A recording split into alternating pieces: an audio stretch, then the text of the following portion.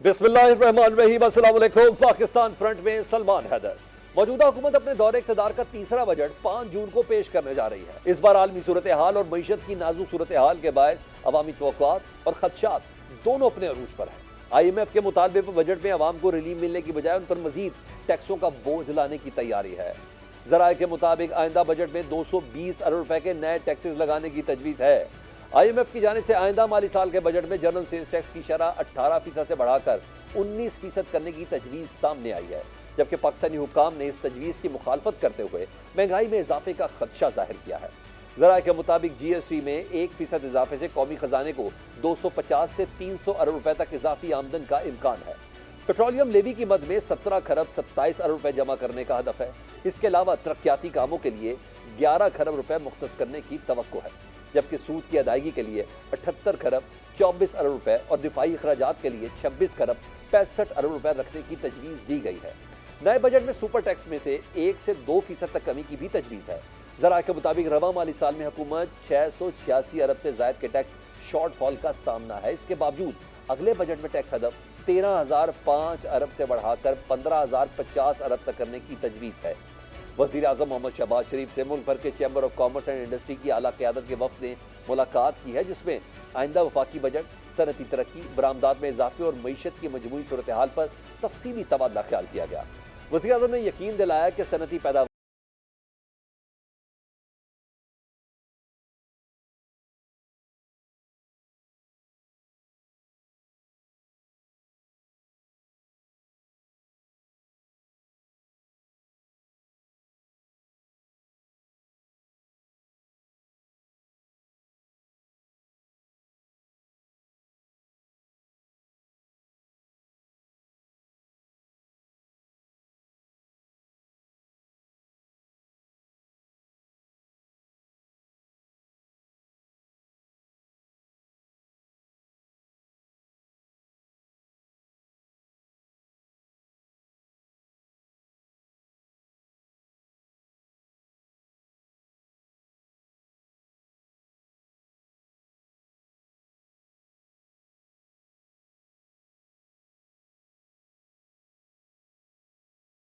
Sales tax 8% से बढ़ाकर 18% करने, जबकि इलेक्ट्रिक गाड़ियों पर आयद 1% टैक्स को 18% तक बढ़ाने की सिफारिश पर गौर किया जा रहा है। इसके अलावा सोलर पैनल्स पर GST की शरह 10% से बढ़ाकर 18% किए जाने का इम्कान है। जराये के मुताबिक अगर इन तजावीज़ पर अमल दरामद किया गया तो इलेक्ट्रिक गाड़ियाँ, हाइब्रिड गाड़ियों और सोलर तवानाई के निज़ामों की कीमतों में नुमाया इजाफा हो सकता है। ऑटोमोबाइल सेक्टर से वाबस्ता अफराद की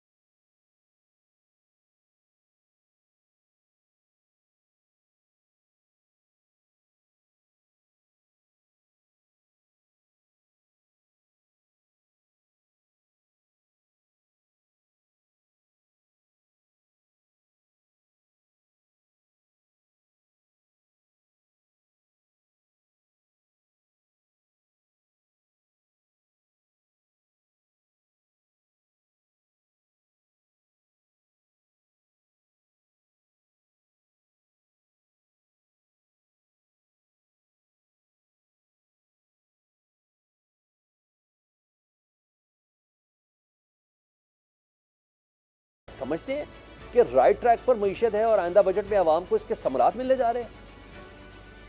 बिस्मिल्लाहिर्रहमानिर्रहीम। सलमान, पहली बात यह है कि लेट्स ट्राई एंड अंडरस्टैंड कि एक मैक्रो स्टेबिलिटी है मुल्क में। ये महवर है उस IMF एंगेजमेंट का जिसका काम ये है कि ICU के पेशेंट को निकाल कर $3.5 अरब के रिजर्व से आज 16-17 अरब डॉलर के रिजर्व्स का जो बिल्डअप है वो दिखाई दे रहा है। ये बात दुरुस्त है। साथ साथ हुकूमत ने और भी कुछ काम किए हैं, जिसमें PI की प्राइवेटाइजेशन कह लें, PWT का बंद होना कह लें, यूटिलिटी स्टोर्स का बंद होना कह लें। कुछ कोशिश की है कि जो पाकिस्तान की पेंशन के रिफॉर्म्स हैं उनकी तरफ बढ़ा जाए। यूरो बॉन्ड फ्लोट हो गया, पांडा बॉन्ड फ्लोट हो गया। ये बातें बिल्कुल दुरुस्त हैं, आप इनको निगेट नहीं कर सकते। बट असल हकीकत यह है कि जो मुल्क के स्ट्रक्चर्स हैं वो इतनी बड़ी तब्दीली मांगते हैं कि ये इनफ नहीं है क्वालिटेटिवली आपकी जिंदगी में फर्क डालने में। जिसका मतलब ये है कि सलमान बहुत अच्छे एंकर हैं, लेट से करोड़ रुपया कमाते हैं, आप पे 40% टैक्स है। अब ये कैसे हो सकता है कि सलमान पे मैं 40% टैक्स लगाऊं, जबकि रीजनली ये पर्सनल इनकम टैक्स में सुपर टैक्स लगाना मुझे नहीं चाहिए। सुपर टैक्स का निफाज बिल्कुल ठीक नहीं है, मैन्युफैक्चरिंग पे भी ठीक नहीं है।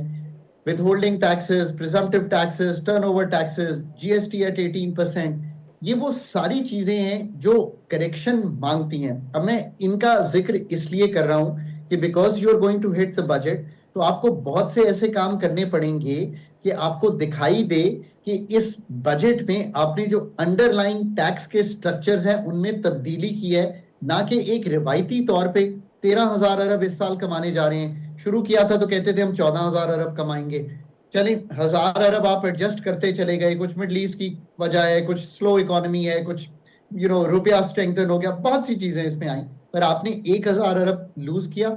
अगले साल आप कहें जी मैं हम 15,000 को क्रॉस करेंगे, कर नहीं सकते, फिर दोबारा एडजस्टमेंट करनी पड़ेगी। पर जो कर सकते हैं वो बड़े वाजे है। आज न्यूज अखबार का अगर आप सेंट्रल आर्टिकल पढ़ें तो वो मैंने लिखा है कि you need to redefine a new physical model in Pakistan. कई चीजें होती है ना जो टूट जाती हैं, आप उनको सेपरेटली रखते हैं and then redefine a new model. जब मैं ये कहता हूं तो आप सवाल ही उठता है कि आखिर मैं क्या कहने की कोशिश कर रहा हूं।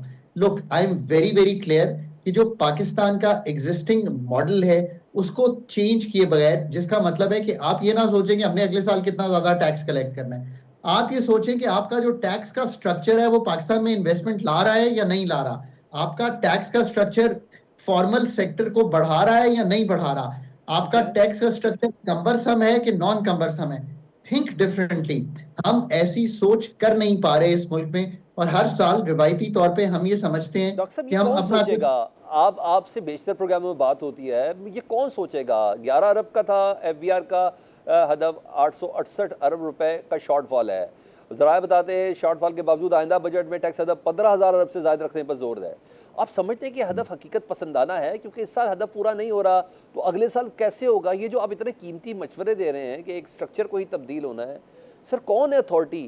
क्या आपकी ये बातें पाकिस्तान के वज़ीर ख़जाना को या हमारे नायब वज़ीर आज़म इसहाक़ डार साहब को, जो कहीं ना कहीं माली मामलात को देख भी रहे होते हैं, क्या उन्हें समझ नहीं आ रही सर? देखिए, एक तो ये बात है कि पाकिस्तान अनफॉर्चुनेटली पिछली कई दिहाइयों से रिलाय कर रहा है कंसिस्टेंटली, जो कि आईएमएफ के प्रोग्राम में रहे हैं, मतलब 24वें प्रोग्राम में है।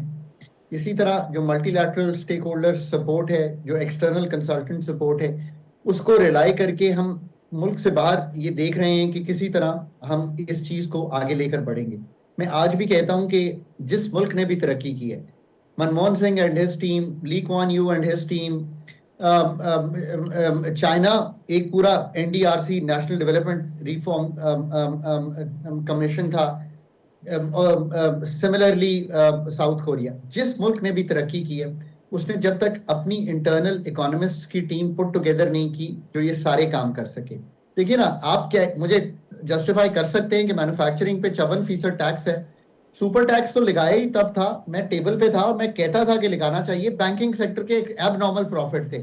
ये चीज मैं ऑस्ट्रेलिया से समझ के आया था कि जब हम एबनॉर्मल माइंस एंड मिनरल्स के प्रॉफिट्स आ रहे होते थे तो उनको टैक्स कर देते थे।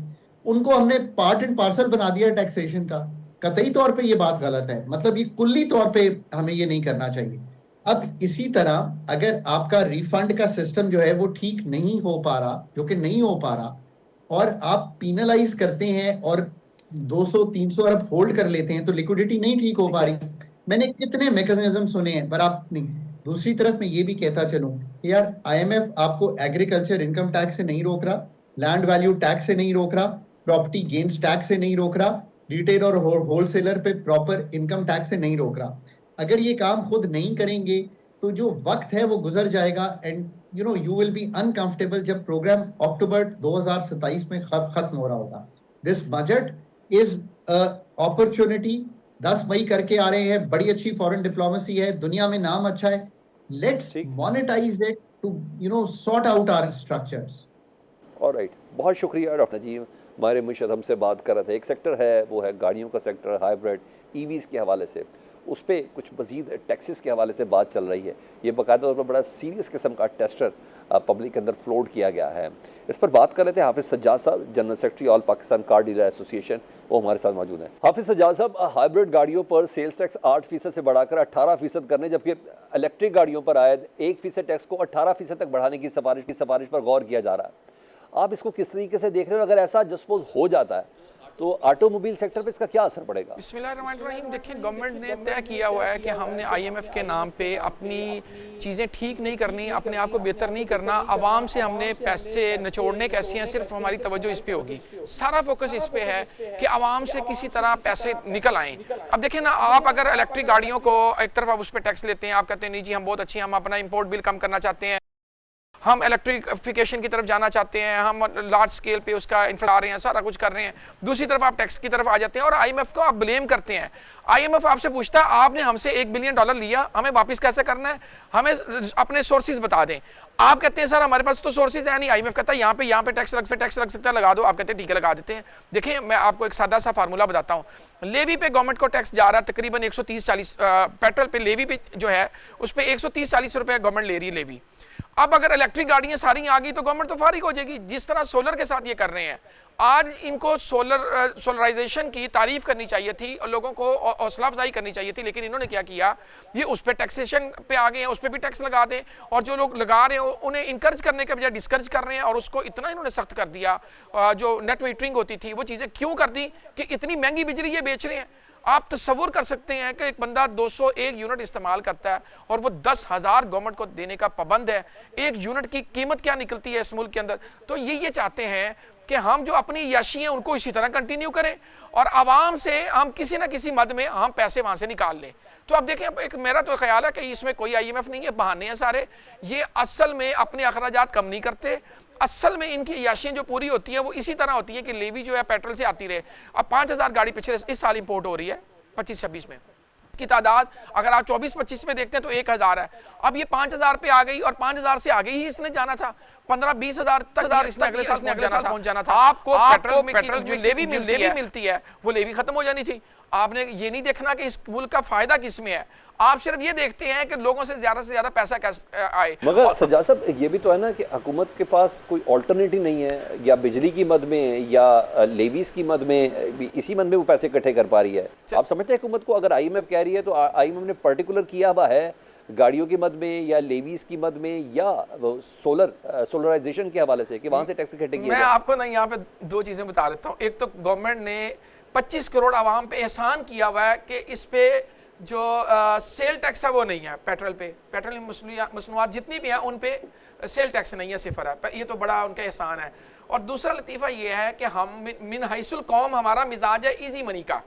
हमारा बच्चा 25, 26, 27, 28 साल की उम्र में भी कुछ नहीं कर रहा होता कि अब्बू कमा रहे हैं, भाई क्या कर रहे हो, भाई रोता है। तो हमें भी गवर्नमेंट को कमाने की आदत नहीं है, उनके पास भी आसान सा फार्मूला इजी मनी मिलनी चाहिए। और इससे अच्छी इजी मनी क्या है कि भाई 1 लीटर पेट्रोल जो किसी मोटरसाइकिल के अंदर भी जा रहा है उसमें भी आप 125 रुपए 130 रुपए लेवी की मद में टैक्स चार्ज कर रहे हैं। तो देखें, ये तो आप ये समझते हैं कि आप समझते हैं ये जो बढ़ते हुए टैक्सेस हैं, इसके बाद एक आम सारिफ है, एक सफ़ेद पोश है जिसने पूरी ज़िंदगी की कमाई इकट्ठी करके, जमा पूंजी इकट्ठी करके एक गाड़ी खरीदनी है, उसके लिए मुश्किल हो जाएगी। सर मुश्किल तो इस वक्त भी है। देखें सर, आपने इस कौम पे रहम करना है, अपने रिसोर्सेज को बेहतर करना है, आपका इंपोर्ट बिल कम किस तरह हो सकता है उस पर सोचें। आप सिर्फ एक चीज़ पे नज़र रख के बैठ गए हैं कि बिजली के ज़रिए इस कौम को कैसे पागल बनाना है। आपको अंदाज़ा नहीं है लोग किस तरह खुदकुशियाँ कर रहे हैं। आपको मोटरसाइकिल के चलान करने हैं, बिल्कुल करें, लेकिन उस बेचारे की फ्रस्ट्रेशन तो ख़त्म करें ना। उसके पास इतना पैसा नहीं है कि वो एक मोटरसाइकिल के अंदर पेट्रोल डलवा सके।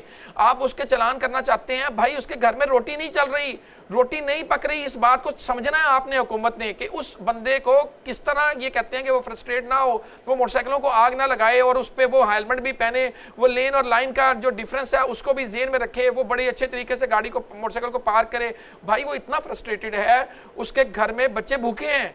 आप लोगों की जरूरियात को नहीं देख रहे। आप बिजली के 201 यूनिट पे जो जुल्म कर रहे हैं उसको किस तरह खत्म करना है। कभी या शराफिया बैठ के सो जाए।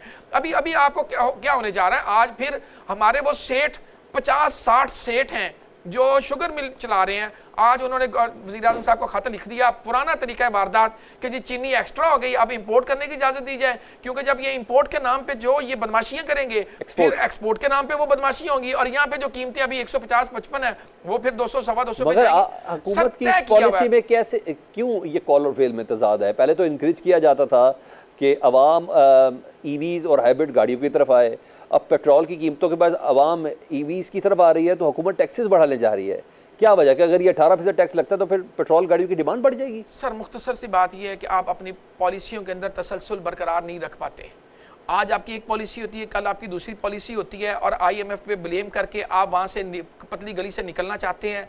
ये एक जुल्म है 25 करोड़ आवाम के साथ, और हमारी अशराफिया को बैठ के अशराफिया को इससे कोई ताल्लुक नहीं कि उन्होंने पेट्रोल कैसे डलवाना है, और ये बिल्कुल नहीं सोचते इस बात को कि उन लोगों से कितना को हम पैसा ले सकते हैं। तो ये क्या करते हैं, बस एक चीज़ है कि टैक्सेस बढ़ाते जाएं और इतने टैक्सेस लगा दें कि लोग देने के काबिल भी ना हो, खुदकुशियां कर लें, घरों में फाके हों, इनको इससे कोई फर्क नहीं पड़ता। अच्छा, जो लोग इंटरेस्टेड हैं ईवीज़ में या हाइब्रिड गाड़ियों में, बड़ी कंपनियों की मोनोपली तोड़ी है चाइनीज़ गाड़ियों ने, तो क्या 18% टैक्स अगर जस्ट सपोज लगता है, जिसकी इंटेंशन शो की जा रही है, आपको लगता है कि चाइनीज़ गाड़ियों की डिमांड मजीद बढ़ेगी? सर देखिए, आप जो एक पेट्रोल की कीमतें जहाँ पे आप ले गए हैं, इलेक्ट्रिक गाड़ियों के अलावा आपके पास हल नहीं है। इलेक्ट्रिफिकेशन इस मुल्क की बका के लिए ज़रूरी है, ये अशराफिया समझे। जिस तरह ये अपने मुफादात चीनी में देखते हैं, जिस तरह ये अपनी अयाशियाँ कम नहीं करते, इस तरह इनको ये बात जेहन में रखनी है कि इलेक्ट्रिफिकेशन में इस कौम की, इस मुल्क की बका है। सर आप अपना पेट्रोल में जो इंपोर्ट आपका कितने बिलियन डॉलर मंथली जा रहा है, वो आपका ख़त्म होता है। आप देखिए, एक गाड़ी आई है, मैं नाम नहीं लूँगा, और हमारा कस्टमर है, वो कहता है मैंने 14,000 किलोमीटर गाड़ी चला ली और मेरा आधा टैंक लगा है। मतलब वो घर में सोलर लगा के उस पर चार्ज कर लेता है, तो उसको करने देना।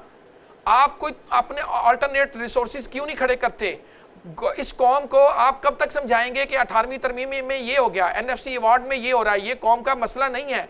कौम का मसला ये है कि उसको सांस लेने दिया जाए, उसको जीने दिया जाए। वो अब पेट्रोल डलवाना चाहती है, वो इलेक्ट्रिक गाड़ियाँ चलाना चाहती है, उसको चलाने दिया जाए, जिंदा रहने दें लोगों को, ताकि लोग कमाएं और कमाकर आपको खिला सकें, आपको जिंदा रख सकें। आप हमें मार देंगे, खुद कैसे रहेंगे? कब तक आपकी ये याशियां चलती रहेगी? कब तक आपके ये टैक्सेस हर मरतबा आप कभी इस पे टैक्स लगा देते हैं, कभी उस पे टैक्स लगा देते हैं, कभी कौम को आपने सुख का सांस लेने दिया? तो देना बतौर कार डीलर हुकूमत को क्या मशवरा देंगे कि ऑटो सेक्टर को कम से कम बचाया जा सके? सर ऑटो सेक्टर में देखें, आपका पहिया चलना है। आप रोड इंफ्रास्ट्रक्चर की बात करते हैं, नून लीग की पॉलिसियां बड़ी अच्छी हैं, रोड इंफ्रास्ट्रक्चर इन्होंने खड़ा किया।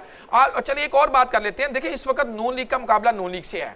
यहाँ पे 60% पब्लिक रहती है पंजाब के अंदर, और पंजाब में बेहतरीन परफॉर्मेंस है मरियम बीबी की, लेकिन उसके मुकाबले में जब आप फेडरल को देखते हैं, वफाक को देखते हैं, चचा जी को देखते हैं, तो चचा जी तो बेड़ा गर्क कर रहे हैं हर चीज का। एक कंपटीशन में लाके खड़ा कर देते हैं, इधर जितनी अच्छाइयां होती हैं उससे डबल वहां पे बुराइयां हो जाती हैं, कभी सोलर के नाम पे, कभी उधर। और सर देखिए, आपने कहा कि हम इंफ्रास्ट्रक्चर लगा रहे हैं, हम कराची से शुरू कर रहे हैं, पेशावर तक हम हाईवेज भर देंगे, मोटरवेज भर देंगे, इलेक्ट्रिफिकेशन से इंफ्रास्ट्रक्चर लग जाएगा, बड़ी अच्छी चीज है। लेकिन अगर आपने 1 करोड़ वाली इलेक्ट्रिक गाड़ी की कीमत 1 करोड़ 20 लाख करनी है, तो सर आप फिर इस कौम के साथ क्या मजाक कर रहे हैं ना? ये तो सीधा सीधा मजाक है कि एक बंदा अपना 10 लाख रुपए का पेट्रोल बचाने के लिए इलेक्ट्रिक गाड़ी लेता है। साल में आप कितना यूज कर लेंगे सर? 12 लाख रुपए यूज कर लेंगे पेट्रोल। अब आप वो 12 लाख बचाने के लिए आपसे 20 लाख रुपए टैक्स ले लिया जाए, क्यों टैक्स? अच्छा सर आप ये बात तो बताएं कि आपने इलेक्ट्रिक गाड़ियों पे जो टैक्स लगाना है, क्यों लगाना है? सिर्फ इसलिए लगाना है कि IMF आपको से पूछ रहा है अपने रिसोर्सेज बताओ भाई, हमें पैसे कैसे वापस करने हैं, मुल्क कैसे चलाना है। तो आपके पास कुछ नहीं है, आप कहते हैं जी ये एक पड़ी हुई है हमारे पास चीज, यहाँ पे टैक्स लगा दें और इतने बिलियन आ जाएंगे। अब आप हैरान हो जाएंगे, पेट्रोल पे जो लेवी ली जा रही है इस वक्त वो 1200 अरब रुपया, और अगले साल में उसका टारगेट तकरीबन 1500 अरब रुपया है। ठीक, तो सर फिर आप क्या इस कौम के साथ मजाक करते हैं? FBR की नाअहली कि वो टैक्स वसूल पा रही, दीगर सेक्टर से आवाम से निचोड़ के लिया भी जा रहा है। बहुत शुक्रिया Hafiz Sajjad, general secretary all Pakistan car dealer association, हमसे बात कर रहे थे पाकिस्तान फ्रंट। इस ब्रेक के बाद बजट के शोर में गिलगित बल्तिस्तान में इलेक्शन का जोर है। चेयरमैन पीपल्स पार्टी बिलावल भुट्टो की एंट्री ने माहौल गर्मा दिया है, जबकि नून लीग के सदर और साबिक वजीर आजम मियां नवाज शरीफ को इंतखाबी मुहिम के लिए NOC मिल गया है। गिलगित बल्तिस्तान कानून साज असम्बली के इंतखाबात 7 जून को होंगे। मजमूई तौर पर 33 नशिस्तें हैं, जिनमें से 24 जनरल जबकि 9 मखसूस नशिस्तें हैं। 24 जनरल नशिस्तों के लिए 403 उम्मीदवार मैदान में, जिनमें से 264 आज़ाद हैसियत से इलेक्शन लड़ रहे हैं। पीपल्स पार्टी ने 23 हल्कों से उम्मीदवार खड़े करके सबसे बड़ी जमात होने का दावा किया है, जबकि नून लीग ने 22 हल्कों से उम्मीदवार खड़े किए हैं और 2 हल्कों में इत्तेहाद किया है। इस्तेहकाम पाकिस्तान पार्टी के 15 और पीटीआई की हमायत याफ्ता 19 उम्मीदवार मैदान में हैं। जमीयत उलमा इस्लाम के 9 उम्मीदवार, इस्लामी तहरीक पाकिस्तान के 10 उम्मीदवार और जमात इस्लामी के 6 उम्मीदवार इंतखाबात में हिस्सा ले रहे हैं। इसी तरह मजलिस वादतुल मुस्लिमीन के 7, पाकिस्तान नजरियाती पार्टी के 10 और एमक्यूएम के 6 उम्मीदवार मैदान में हैं। माजी को सामने रखें तो 2009 में होने वाले पहले इंतखाबात के बाद पीपल्स पार्टी के मेहदी शाह वज़ीर आला बने। 2015 में नून लीग के हाफिज हफीजुर रहमान को वजारत आला मिली है। वो इस बार भी इस ओहदे के लिए मजबूत उम्मीदवार हैं। 2020 में उस वक्त वफाक में हुक्मरान जमात पीटीआई के खालिद खुर्शीद वज़ीर आला बने। वो 2023 में जाली डिग्री केस में नाअहल हो गए और हुकूमत भी पीटीआई के हाथ से निकल गई। 2023 में पीटीआई ही के हाजी गुलबर खान ने ग्रुप बनाकर मखलूत हुकूमत कायम की। अब देखना है कि मौजूदा इंतखाबात में गिलगित बल्तिस्तान की अवाम किस जमात पर एतमाद करते हुए हुकूमत साजी का मौका देते हैं। इंतखाबी बिगल बजने के साथ ही मुख्तलिफ सियासी जमातों के मरकजी रहनुमाओं ने गिलगित में डेरे डाल दिए हैं। चेयरमैन पीपल्स पार्टी बिलावल भुट्टो ने शिगर में इंतखाबी जलसे से खिताब में बड़े मुतालबात किए हैं। बिलावल भुट्टो ने कहा कि गिलगित और आज़ाद कश्मीर के इंतखाबात पाकिस्तान के इंतखाबात के साथ होने चाहिए। उन्होंने वफाक से गिलगित और आज़ाद कश्मीर की वजारत ख़त्म करने का मुतालबा भी किया है। बिलावल भुट्टो ने कहा कि पिछले इलेक्शन में गिलगित बल्तिस्तान में पीपल्स पार्टी की 9 सीटें चोरी हुई। उम्मीद है कि हमारी कोई सीट इस बार चोरी नहीं होगी।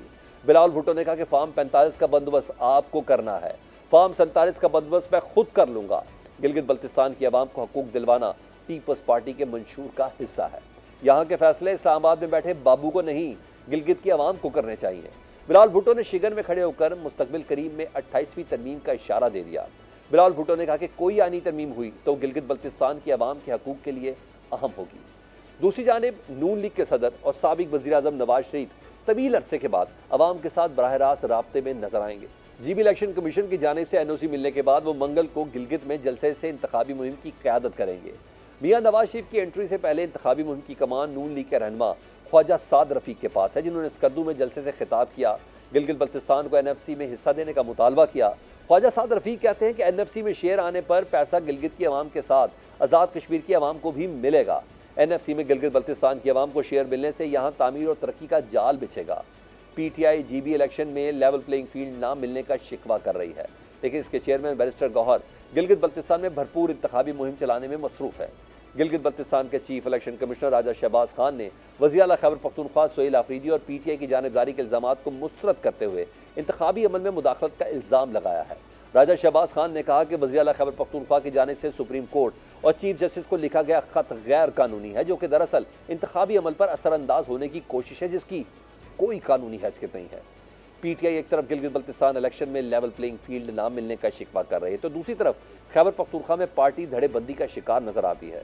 वज़ीर आला हाउस में सोहेल आफरीदी की सदारत में होने वाले इस अहम इजलास में मुतअद्दिद अरकान असम्बली शरीक नहीं हुए।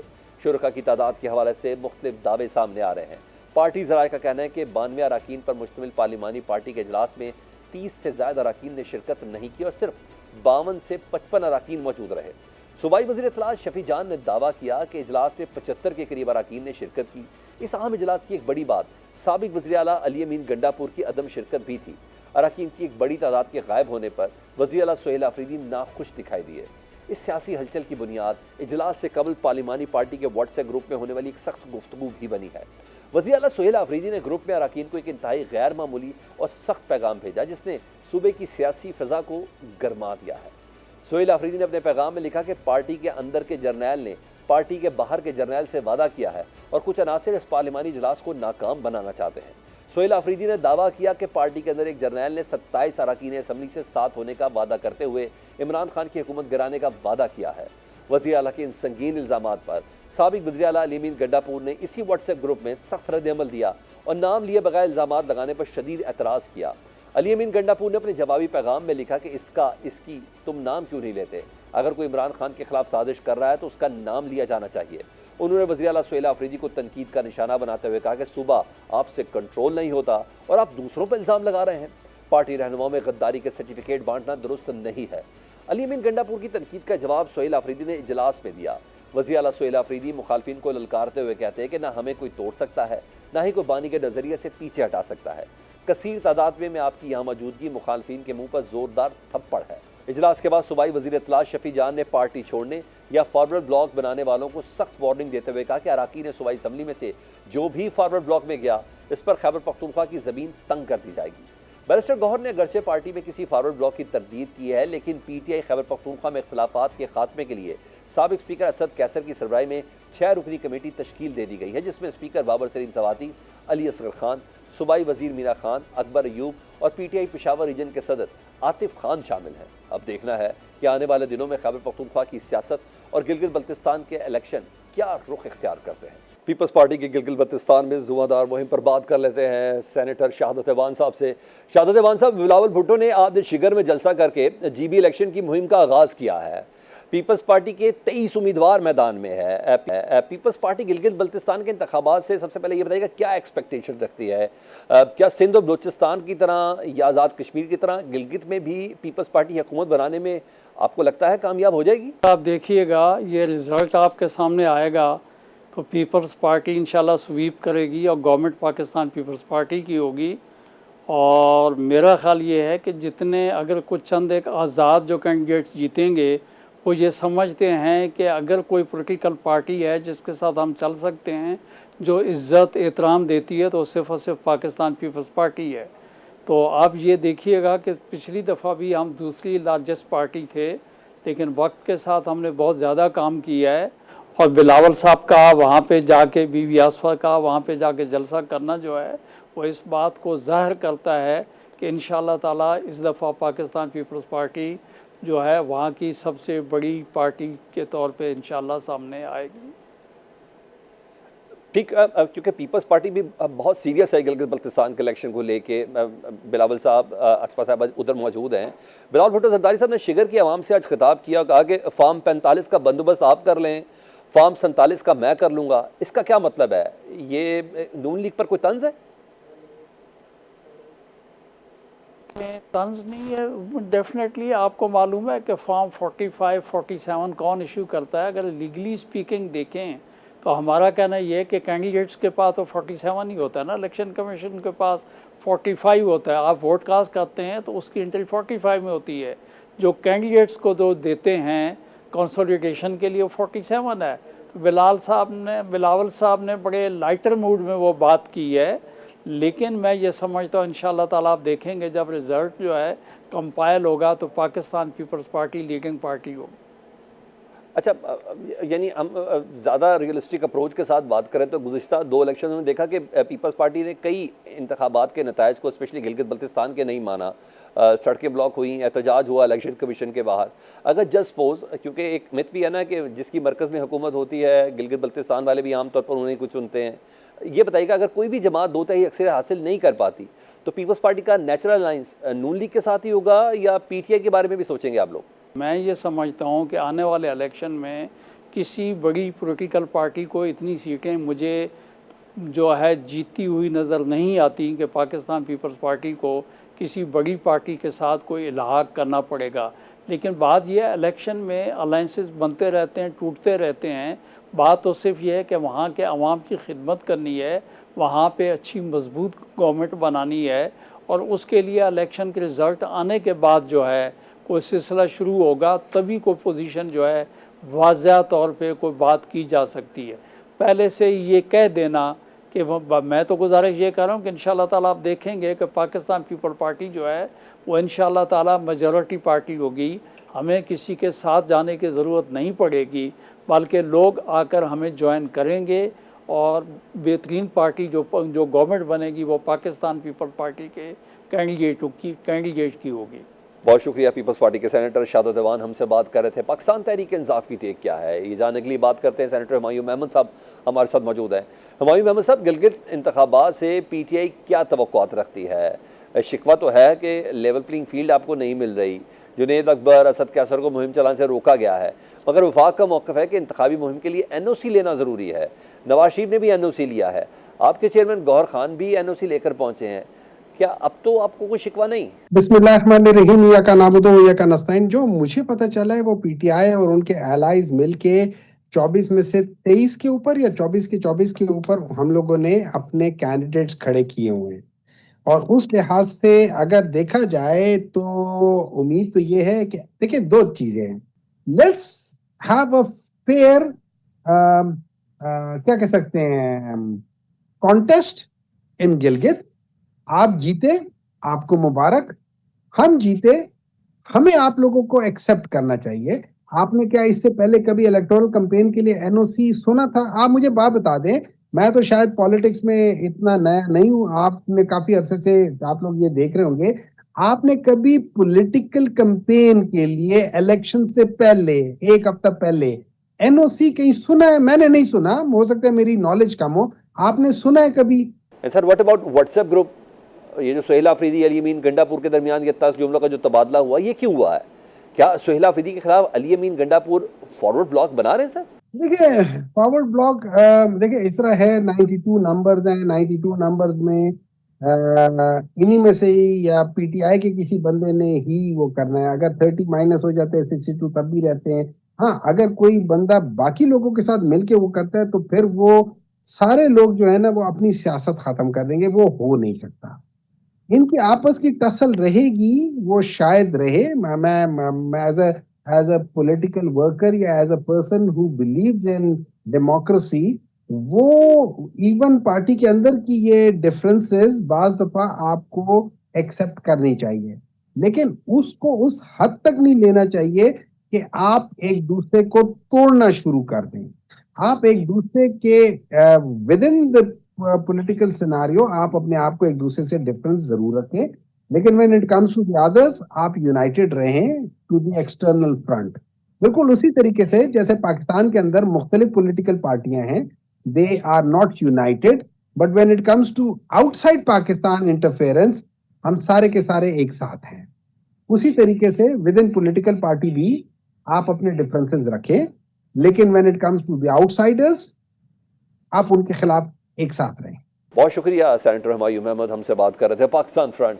इस ब्रेक के बाद ईरान और अमेरिका डील पर एक बार फिर खदशात के साए गहरे होने लगे हैं। एक हफ्ते के दौरान अमेरिका की जानिब से ईरान में गोरख और जजीरा कशम समेत मुख्तलिफ अहदाफ पर हमलों और खित्ते में तेहरान के जवाबी हमलों से एक बार फिर मुज़ाकरात में डेडलॉक पैदा हुआ है। सदर ट्रंप की जानिब से शराइत में तब्दीलियों ने सख्त करने से भी मामला नहीं बढ़ रहे आगे। ईरान ने अमेरिका के साथ जारी तनाज़े के खात्मे के लिए होने वाली सफारती कोशिशों में सुस्त रवि का जिम्मेदार एतमाद के फुकदान, वाशिंगटन के मुतजाद मौक़िफ़ और खित्ते में जारी इसराइली हमलों को करार दिया है।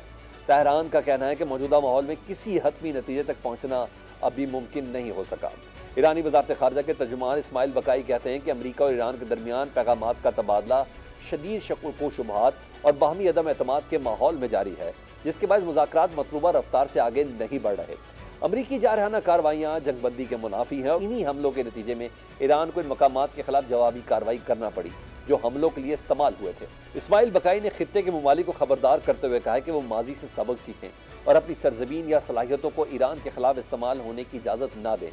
हालिया दिनों में कुवैत में अमरीकी फौजी अड्डे पर ईरानी हमलों में मुतअद्दिद अमरीकी एहलकारों के जख्मी होने की भी इतलात सामने आई है। दूसरी जानिब सेंटकॉम ने दावा किया है कि कुवैत में अमरीकी अफवाद को निशाना बनाने के लिए दागे गए 2 ईरानी बैलिस्टिक मिसाइल फिजा में ही तबाह कर दिए गए। बयान में कहा गया कि इतवार और पीर की दरमियानी शब कुवैत में मौजूद अमरीकी अफवाद को निशाना बनाने के लिए 2 बैलिस्टिक मिसाइल दागे गए। ईरानी पार्लियामेंट के स्पीकर मोहम्मद बाकर कालीबाफ ने भी सोशल मीडिया प्लेटफॉर्म एक्स पर जारी बयान में कहा कि लबनान के खिलाफ सहूनी हुकूमत के जंगी जराइम में इजाफा और बहरी मुहासरा इस बात का वाज़ेह सबूत है कि अमरीका जंगबंदी की शराइत पर अमल दरामद नहीं कर रहा। इसी दौरान ईरानी वज़ीर ख़ारजा अब्बास इराक़ी ने एक्स पर जारी बयान में कहा कि तेहरान और वाशिंगटन के दरमियान तय पाने वाली जंगबंदी वाज़ेह तौर पर तमाम महाजों पर बशमूल लबनान पर भी लागू होती है। किसी एक महाज पर जंगबंदी की खिलाफ वर्जी दर हकीकत तमाम महाजों पर जंगबंदी की खिलाफ वर्जी तस्वुर होगी। तस्लीम न्यूज़ एजेंसी के मुताबिक ईरान कहता है कि वो गजा और लबनान में जारी इसराइली फौजी कार्रवाइयों पर अमरीका के साथ बिलवास्ता पैगामात के तबादले को मुअत्तल कर रहा है। तेहरान का इसरार है कि इस वक्त मुज़ाकरात दोबारा शुरू नहीं होंगे जब तक कि इसराइली कार्रवाइयाँ बंद नहीं होती और लबनान के मकबूजा इलाकों से फौजें वापस नहीं आती। ईरानी हुकाम का ये भी कहना है कि ईरान और इसके इत्तेहादी ग्रुप अबनाए हुर्मुज़ और बाबुल मंदब जैसे अहम समुद्री रास्तों की मुमकिना रुकावट समेत दबाव बढ़ाने पर गौर कर रहे हैं। दूसरी जानिब इसराइली वज़ीर आज़म नेतन्याहू ने लबनानी दारुल-हुकूमत बैरूत के नवाही इलाके ज़ाहिया पर बमबारी का हुक्म दे दिया है, जिसके बाद इसराइली फौज ने जनूबी लबनान के मुतअद्दिद कस्बों में शहरियों को जबरी इनखला के अहकामात जारी कर दिए हैं। मुतासर इलाकों में होमेन अल-फौका, बिनाफूल, अरब सालिम, रोमेन, आज़ा, अर्की और जबा शामिल हैं। अमरीकी वज़ीर ख़ारजा मार्को रोबियो ने इसराइली वज़ीर आज़म नेतन्याहू लबनानी सदर जोसेफ ऑन से राब्ते किए हैं। अमरीका ने पहले हिज़्बुल्लाह की जानिब से इसराइल पर हमले रोकने, जवाब में इसराइल के बैरूत में हमले रोकने की तजवीज़ दी, जर्मनी, बरतानिया, मिस्र और कतर ने इसराइल से हमले रोकने और लबनानी इलाकों से मुकम्मल इनखला का मुतालबा किया है, जबकि फ्रांस अक़वाम मुत्तहिदा से सलामती कौंसिल का हंगामी इजलास बुलाने की दरख्वास्त कर दी है। अब देखना है कि आने वाले दिनों में मामला किस तरफ आगे बढ़ते हैं। पाकिस्तान फ्रंट से सलमान हैदर को इजाज़त दीजिए। अल्लाह हाफिज़।